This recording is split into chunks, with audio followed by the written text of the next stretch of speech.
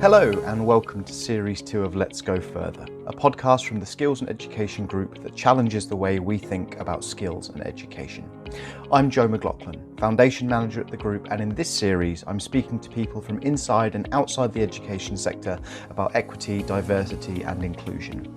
In this episode we're talking about transgender experiences, and joining me are Jake and Hannah Graf. Jake is an international multi-award winning director, writer and actor, perhaps best known for his work on the film The Danish Girl, and Hannah is a decorated officer with the British Army, formerly serving with the Royal Electrical and Mechanical Engineers, and in 2018 was made an MBE for services to the LGBT community in the military. To begin, it would be helpful if you could introduce yourselves a little and tell us a little bit about you as a couple and as a family. Yeah, hi. My name is Jake Graf, and I knew from the age of about 2 or 3 years old that I was trans. I grew up obviously in the wonderful environment of Margaret Thatcher's Section 28 in 80s London. I knew from a very, very young age that I felt like a boy in a girl's body, but that was as much as I knew, because obviously back then we weren't allowed to talk about LGBTQIA identities within schools or education. And so there was no help, there was no resources, no information. There was, of course, no internet. So my parents also had no kind of port of call. And, I was just their child, their daughter in their eyes, who was telling them every day that they were a little boy. And I guess they thought that I was either very imaginative or possibly a little bit troubled, or just being a bit sort of, difficult. It was tricky because obviously I was a little tomboy in their eyes, but I knew that I was meant to be a boy, and I struggled throughout school. I was bullied at school for being kind of gender non-conforming. That was my experience, I guess, of education, having my identity questioned. I was called funny names like, tomboy, whatever. Then obviously I was referred to as a lesbian, and throughout my kind of youth. When I left school, I went into university for about 6 months before I actually dropped out, because again I just felt so different to everyone else there. And it wasn't until I transitioned at the age of 28 that life suddenly became worth living. And since then I've become a filmmaker, and I tell stories of LGBTQIA identities and characters. And I was very, very fortunate to meet my wonderful wife 7 years ago.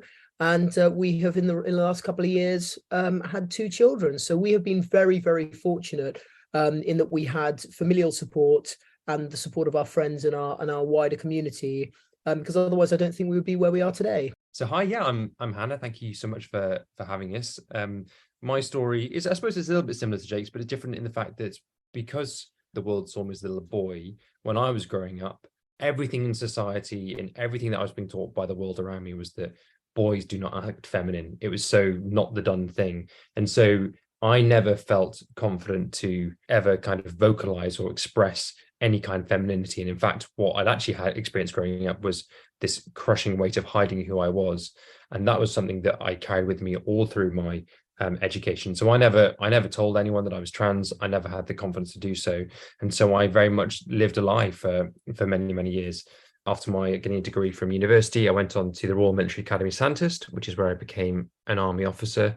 And it wasn't until about a year later, when I deployed to Afghanistan for the first time, that I really started to think about where my life had come to, who I was living as, and how it was making me feel. And I actually promised myself when I came back from Afghanistan I would never put myself in that position again. So I came out to my commanding officer. I was told him I was transgender and was prepared to lose everything. But in fact, I had a really positive response from my chain of command, and ultimately became a transgender army officer and was openly serving and really trying to just show the world that you can be transgender and happy and have a very productive life. And I've been very, very fortunate to have support along the way. Yeah, but ultimately it's about showing just that whoever you are is who you should be. Both of you have mentioned there in different ways kind of the importance of support. I want to begin talking a little bit about kind of family acceptance and familial acceptance, both in terms of kind of your own experiences of it, if that's okay, and then also thinking about what advice would you give to kind of parents out there right now who might be supporting learners or students who are beginning to kind of explore their gender identities in ways that aren't, normative, to put that in inverted kind of commas. It's a strange time in history, because at the moment the media is so focused on trans identities and trans lives that it's become hard for anyone. It's almost impossible for someone not to know what it means to be trans. And obviously the youth of today are so hyper switched on to LGBTQI identities and what all that means, and gender fluidity and fluidity generally. And obviously their parents, would be blind to the media if they weren't aware of what it was to be trans or gender non-conforming. Back when I grew up in the 80s, the word transgender wasn't used. It was transsexual at very best. But I don't think I ever heard that word growing up. And obviously I grew up in quite a conservative household. My parents were Tory voters, and I think probably weren't even aware of what Section 28 was, just because it didn't affect them directly. They just knew that they had a child who was telling them that they were a boy for probably the first 5 or 6 years of their life, before I learned that it wasn't doing me any favors, and I stopped talking about it. But sort of moving forward to when I came out as a lesbian initially, when I was about 18 years old, my mother, I have to say, my father had actually passed away by then, but my mother was very accepting. When I came out, I'd known for years that I was attracted to women, and everyone had told me all my life that I was a woman. So I thought I must be a gay woman. I must be a butch gay woman. And so that's what I told my mother I was. And the first thing she said was, well, as long as you're happy. So I think despite coming from a place of, a huge lack of knowledge, and supportive of a political party that was certainly not pro LGBT identities, she just saw that her child was coming out to her and confiding in her, and in her eyes happy in a certain way, living a certain way, and so that was okay for her. And then further down the line, when I finally came out to her as trans at the age of about 27, again, the first thing she said was, well, what are we going to do about this? So, she was incredibly supportive, as were family and friends, as was my younger sister. And I was incredibly fortunate to have that. And I know that my experience was not by any means representative of the wider experiences of young people these days. Hannah and I are both patrons of the Mermaids charity, which works with transgender kids and their families, transgender and gender non-conforming children and their families. And we hear a lot, more often than not, that families are not initially supportive, and a lot remain unsupportive and question their children and doubt their validity and doubt their knowledge of who they are. And we see the damage that does, because, as a young person, if you've firstly found the confidence to come out to your parents and they reject that trust that these kids have put in them, then that's incredibly damaging. So, these young people already are having their trust broken, but then also they're being told that they are lesser than other kids, than their siblings, than the rest of their family. And that can only be detrimental. So, as Hannah and I have said throughout, it is just so important that any child who feels othered, any child who is from an LGBTQI identity, must be supported and must be told that what they are does not make them less valid or less worthy or less beautiful or less wonderful or less deserving of love, and achieving all that they want and all of their dreams. I think one of the differences is that when Jake and I have we've come out as adults, and I think parents, when dealing with adult people coming out, or at least, in a world where they're used to us making our own decisions and, being independent. I think when it happens for the youth of today and younger children, obviously they feel a sense of responsibility of, guiding those people, which is sometimes why the challenges can exist. And I don't think it's unreasonable for a parent to question what it means for their son or their daughter or their child to come forward and say, I'm trans, and is this the right, and what is the right path? Any good parent is going to go through that kind of process. The most important thing is for them to get the right level of advice, the right support, the right connection, and the right kind of isolation from so much nasty misinformation that is currently out there in the media. When I came out to my parents, they didn't find it easy. It wasn't just a case of, okay, great, that's fine, we love you, whatever. They genuinely were disappointed because I'd never told them this. I never talked about it. I'd hidden it from the world for all my life growing up. It was quite a shock for them. From their perspective, I was a successful army officer. They were very proud of who I was. And all of a sudden, I was something that they thought was lesser or negative. And so immediately they weren't happy about it, and they had to go through a bit of a process to come around to understand that I wasn't actually changing who I was. Those things that I'd still achieved, just as a trans woman. But the one thing that always maintained with them was like this sense of unconditional love. So they never, ever left my side. They went through every single step of the journey with them, even though it made them uncomfortable, even though it took them a while to get there. through every single step of the process, they were there by my side telling me they love me. And that's what I think is the thing that every parent, every person who loves another person should give without any kind of barriers. It's that unconditional love. If trans people are given that unconditional love at any age, then everything else is surmountable. Yes, yeah, absolutely. So you talk about a kind of presentation of false information in the media, damaging narratives, damaging statistics, damaging stories. These are kind of mirrored in the stats that we know about transgender learners in education. So, 7 in 10 transgender young people have experienced bullying and even death threats at school.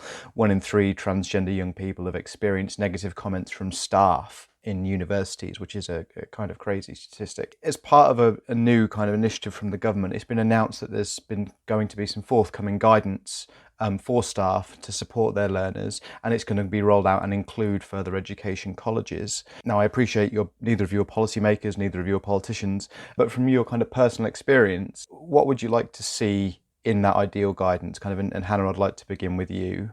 The guidance must come from perspective of inclusion. So trans people and trans youth, they exist. Our identities are valid. We've existed for forever. There are countless kind of medical journals that go to say that supporting trans people through their transition has the best possible outcomes. And so any policy should start with that as a basis, which is that we exist and therefore we need to find the best way to support those people. Any guidance needs to be steered away from politics. You only have to look at any newspaper on any given day to know that the subject of transgender people has become a, in inverted commas, political issue. And when that happens, you tend to get away from the objective view of what the right thing to do for a person is and actually start thinking about what gets you votes. And so anything that's coming forward from the government really needs to have that objective standpoint based on evidence and really focusing on inclusion, because we know, and Jake and I can attest to the fact that as trans people, before you are out, and once you've come out, and if you don't have a positive experience, that can really take over your life, and it takes over your mental health, and it takes over your energy. And really what we want for people in schools is to have all their energy on the learning and the education and the building of social relationships with people around them. So any guidance needs to focus on how do we make sure that the trans people who exist in education are given the best opportunity to continue their education undisrupted. As Hannah said, it's so important that you go into education, that you go into your, whether it's your school or your workplace every day, knowing that you are supported, knowing that you're respected, knowing that you are safe, because obviously it's very wearing and it's very tiring to have to constantly watch your back and worry about, the next slur, or we've even heard from young mermaids children about, dare I say it, teachers sort of casting aspersions on their identities and refusing to correctly gender them and refusing to use their correct names. And, these children very quickly don't want to go to school anymore. We've heard from a lot of trans kids who are now being homeschooled because the atmosphere at school and at college became so vitriolic and so dangerous for them and toxic for them that the easier option was for them to be homeschooled. And obviously that's a huge strain on the parents, huge strain on these kids.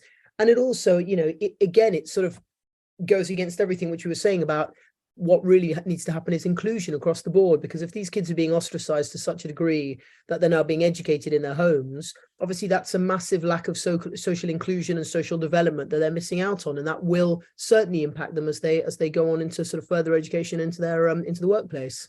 Can you tell us a bit more about what you think is driving this behaviour, this unwillingness to engage or accept what young people are telling them?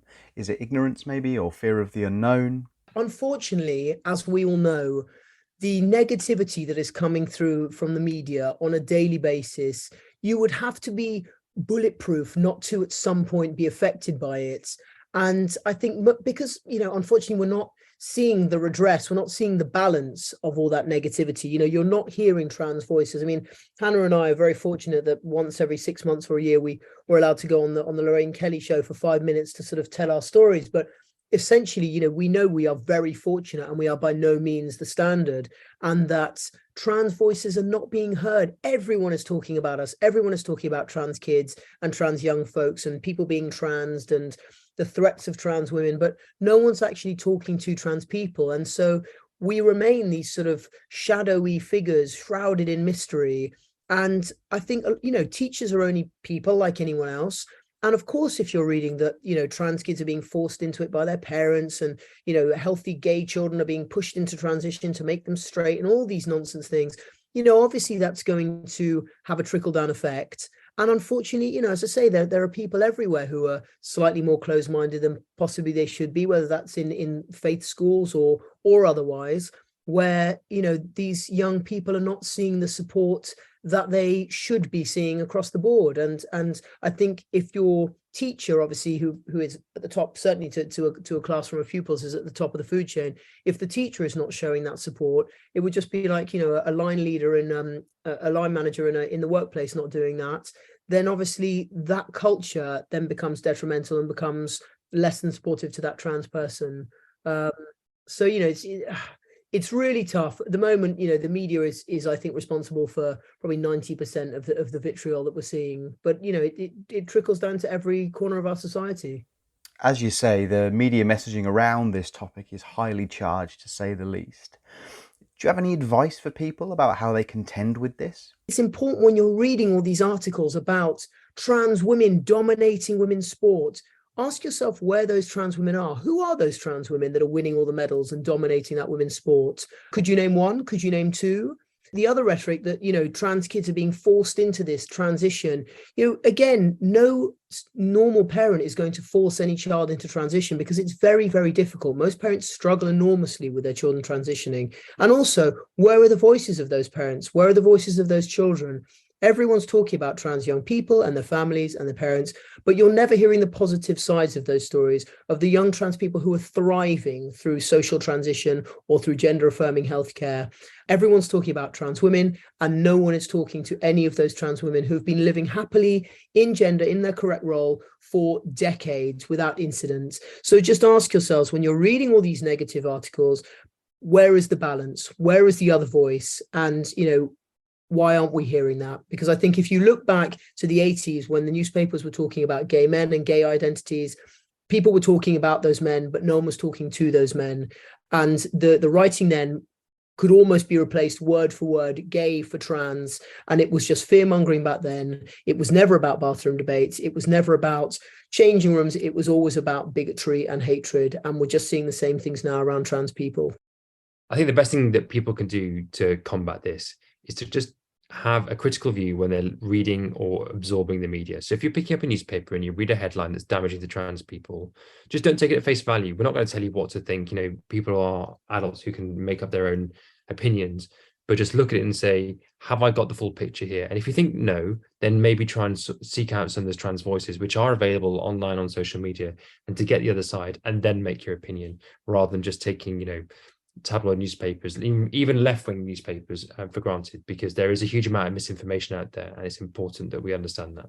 We've heard a lot about the negative voices, but we know also that there are pockets of positive work, including with Mermaids, the charity you've been talking about in our conversation today. And I'd like to take some time to look at that good work. Hannah, what does good or best practice look like to you, or what's some good or best practice that you've seen? There are lots of very, very good people who are doing the right thing. There's a lot of best practice will say about having a very open conversation with the people, so the transgender children and their parents and the school, making sure that the needs are understood. When I supported trans people in the military coming out, it was always really helpful just to talk to the person, understand how they're feeling, what they needed, what would make their lives a bit more easy, and then bringing the right stakeholders into that conversation to help communicate that across. Because ultimately, what you want is it not to be a thing, and that's where sometimes simply using the pronouns that the parent and the child have agreed, using the name that the parent and the child have agreed, and making sure they can have that right access to the right bathroom, and also just making sure that the other children are kind and respectful of that person. That's all you really need to do, because for the vast majority of young people, their transition is purely social, and anything that's happening medically will be quite close to the later stages of their education, and also is completely irrelevant to day-to-day life. So all we're really asking for teachers to do is to talk to the parents, talk to the children, understand the needs, and just be respectful. And if you can do that, the whole point is that their transgender identity is irrelevant, and they can just go back to being kids. And when we go and work with the kids at Mermaids and in other organizations, the thing that we find when they're in a really trans inclusive environment is that they stop worrying about being trans and they just worry about being kids. And we see them running around, playing, having fun, learning, and that is it. And that's what we're trying to get to in our schools. When we walk through society on a day-to-day, we find that most people are kind, are respectful, are polite, are potentially occasionally respectfully curious, and will occasionally respectfully ask us a question about it. But largely people are absolutely unfazed by it. And I think, unaffected by what they might be reading in the media. Hannah has taken our daughter Teddy to swimming classes at the local health centre and worried about going to the women's changing room because of what we read in the media and the vitriol attached to that, but has never had a crossword, has never had anyone make her feel uncomfortable. And I think, even in nursery settings, obviously we've only got very young kids, so that's all we've experienced so far. But we walked into Millie's nursery when she first started about 18 months ago, worrying about the reactions we might get. And once again, we've never had any negativity, and it's all been very supportive and very positive. And at her local nursery, they even do a Pride Day where all the little kids march across Clapham Common with little pride flags. And, if you're starting at that age, I think the future can only be bright. And hopefully the next generation will just not even worry about any of this nonsense or coming out or any of it. And hopefully will never be hindered by their identity. Just going back to a couple of the points you touched on there about schools and colleges creating welcoming environments for their learners, and also pointing, Hannah, to what you were saying about how supportive the army was for yourself. What message would you give to kind of teaching professionals and kind of lecturers who might be beginning the process or might be going through the process now? Kind of how would you make them feel as kind of welcome and supported as possible? What tends to happen is when someone comes out as transgender is that the people that they immediately work with or the people around them can be a bit surprised, can be a bit shocked. It's not necessarily it's not that commonplace to happen. And quite often they find themselves with probably not enough education to begin with themselves on how to deal with that situation. And that's not unreasonable because that's just the way the world works. So I think the first thing is to just have an expression of openness. And that's what I wanted from the army. That's what the army gave me. So when I came out as transgender, they did not know what to do. They didn't know how best to manage it, but they were willing to go on the journey with me, as they say. I spent a lot of time talking to my commanding officer, talking to my HR staff, explaining to them my experience about what the process I was going to go through next, what kind of support I needed. And I found that the more open I could be about the process I was going through with the people around me, the more they could understand and support me on that journey. And when you stop seeing it as a journey for one person, but actually a journey for a group of people, i.e. the people in your support system all around you, people tend to be a bit more aligned and it becomes a little bit easier. And the worst thing I would say that can happen, and I experienced it a couple of times, is when people are so afraid of saying the wrong thing or doing the wrong thing that they then cut off the lines of communication. So as a person in any situation, if the people around you suddenly don't know what to say to you and so stop talking to you, then you get cut off quite quickly, and you trying to do your job can be quite challenging as well. So it's really about creating that environment where everyone can talk openly and understanding. As long as everything's done respectfully, then there should be no issues with that. Of course, it's important that every organization has a very strict policy and guidance on bullying, harassment, ideally a transitioning at work policy where possible, to guide those things through and to make sure when it goes wrong, you have the right mechanisms in place to deal with it. But ultimately, it's about creating that inclusive culture. And that's what the army allowed me to do. And that's what they're very good at. And that's what I think can be, learned from elsewhere. And then, Jake, I know that you've mentioned in the past that even from your own experiences on films like Colette and The Danish Girl, that kind of within the creative industries, there's growth of queer period pieces, there's growth of transgender period pieces. And that's, more voices, more stories, those kind of things, which is all fantastic. What do you think that the creative industries is doing well in this area? And what do you think kind of education might steal as kind of some good ideas, some good practice? I think in the last few years, we've seen a real commitment from the creative industries to be more inclusive. And I think people have finally twigged that starts right from the genesis of any idea. Just as in the workplace, that would start right from the top of the business and trickle its way down. I think within the creative industries, well, I can only speak for film, within that, we're seeing a lot more LGBTQIA and writers of color and female writers within the actual writing rooms. And obviously, if you've got these people in the rooms in the first place, that means that their ideas are already on the page. Then obviously, those ideas go on to production, and that means that those different identities, those minority identities, are being represented from very, very early on in the production, and they are there and they are unmovable. We're also making sure that there are lots of minority identities, be that people of color, women, LGBTQ identities, on the production staff, on the production team, on the crew. And then obviously that trickles down, because if you've got us across the board, it then means that when it comes to casting, those characters are already written in, and they're written in authentically. It's obvious choices who were getting to play those roles, and that's trans actors, that's queer actors, that's people of color, and that's lots of women, which is great, and differently abled people, of course. And so we're seeing that from the top of the tree, and it is obviously working its way down. And I think, within education, it's just getting that guidance in place, making sure that everyone is on board, and that's from the head teachers or the university heads, or from the very top. And that of course trickles down at every staff meeting, that we are inclusive, and that we are going to make sure that those people who might be joining us from elsewhere are made to feel included as soon as they join, and that's for staff.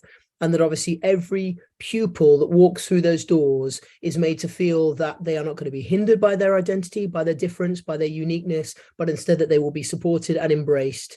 And therefore, everyone who comes in is made to feel welcome, and they can only thrive in that environment, I think. In the film industry, that representations at all parts of the organization is what's creating the overall inclusive culture. And so when you look at it from a education's perspective, it's not just the teachers, but it's the administration staff. It's not just the pupils, but it's the people who clean the buildings. It's literally every part of the organization that comes together to deliver education. If you get the representation of LGBT people in those areas too, then the overall environment becomes more inclusive, which is what will help, essentially people to be educated. Yeah, we definitely need to get to a place across the board where discrimination and ostracization and any kind of bigotry is a rarity and is absolutely perceived as abhorrent, as opposed to the standard. And unfortunately, we've seen this across the board, that, if everyone looks the same and everyone sounds the same and everyone's from the same background and everyone's, I hate to say it, but, a white male, which is what we see quite often on film sets, there won't be that inclusion, just because there isn't that representation. There isn't the different viewpoints. So I think it's really, really important, as Hannah says, that we get to that point where we are seeing just a mix of people everywhere in life. And obviously, if we're all sharing our stories and we're all sharing our backgrounds, then we'll all learn about each other and then cease to be fearful of each other. So in preparation for this recording, I've watched lots of documentaries with yourselves involved, listened to interviews, and you're frequently described as, first transgender couple, first transgender family, first transgender army officer. And when you're met with those first labels, you're both very, very careful and quick to qualify them, right? And Hannah, as you mentioned earlier, that trans people have been around forever. It's not a new thing. It's not a first thing. Nevertheless, you do both have this position as kind of role models for the trans community, as kind of, pathfinders or pacemakers for the trans community. And it's been kind of thrust upon you. So that, I'm just curious, because that must come with some stresses, but it must also come with some positives. And I wonder if you could just talk a little bit about that before we finish. There are a lot of our peers who might say that they would not welcome the position and the platform that we've been given. But I have to say that, for Hannah and I, it feels like a huge honor. It feels like a massive privilege. We know that we have a voice and a platform that many, many trans people would give anything to have, just a voice when they're being talked about and no one is listening to them. And for us, we feel incredibly fortunate that we are able to help and give hope to young trans people. Within the Mermaids community, there are obviously a lot of parents who have been cheered on and sort of buoyed by Hannah and I's story, and the fact that we both have careers, and the fact that we have had support from the public, the fact that we have fallen in love and got married and had a family. I think, a lot of these parents believe that when their kids came out as trans or gender non-conforming, that they were never going to find love, that they were never going to have any of those things that they might have dreamed of, that they were never going to be grandparents, and we've shown them that that is not the case. And that in itself is a huge privilege and a huge gift and an amazing legacy to leave. So for us, yes, we see a lot of hate online, and yes, we have had terrible things said about our children. And, Hannah, I have to say, does get the worst of the onslaught as a trans woman. Trans men tend to be largely invisible and sort of left alone. But, Hannah has seen a lot of hate and a lot of spite and a lot of vitriol. But that is nothing compared to the love and support that we have seen across the board, particularly when our documentary, Our Baby, A Modern Miracle, came out a couple of years ago on Channel 4. And we received literally thousands of messages from across the world from people saying, I'd never met a trans person before or seen a trans person in real life. And you've made me rethink that. And, from my point of view, certainly, I can't imagine being more sort of privileged or more fortunate to be in that position. I was outed on the front page of the Sun, and so I didn't really get given much of an opportunity to decline being in the public eye. But obviously, when it's here, you find yourself in a very privileged position, as Jake is saying, that you can, become a role model for others. You don't necessarily choose to do it, but once you're there, it turns out that it's something that you can do, and it's something that I feel like we have a responsibility to do, because, as Jake says, there are many people who would kill to have our platform, and so we all need to make sure that we aren't just taking the fun events and the ability to go to LGBT awards, but actually also seeing it as a responsibility to give back to the community that's given so much to us. So yes, it comes with some exposure, and yes, it comes with some difficult things you have to deal with, but ultimately we have an opportunity to try and forward transgender equality in our country and in the world, and that's a real privilege. And so we take the rough with the smooth, and to be honest with you, the main thing is that we get more love than anything else, and we're very lucky about that. Thank you to my guests, Jake and Hannah Graf, and to you for listening. We hope you enjoyed the conversation and that it's got you thinking about the connections between transgender experience, education, and wider society. You can keep up to date with the podcast on social media. Follow us on Twitter at Skills Edu Group, or search Skills and Education Group on LinkedIn and Facebook. Do remember to subscribe wherever you receive your podcasts, and let's go further together.